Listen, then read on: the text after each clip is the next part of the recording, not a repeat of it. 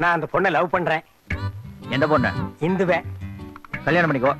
அவ மாட்டேங்கிறா. அப்ப வேற யாரையாவது கல்யாணம் பண்ணிக்கோ. அம்மா, நான் அவளை ஆட்ல பிக்ஸ் பண்ணிட்டேன்.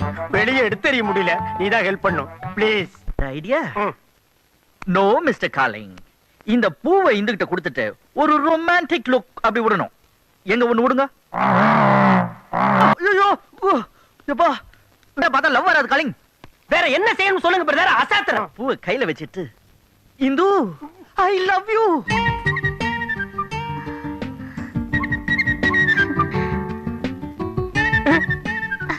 தேங்க் யூ மாமா.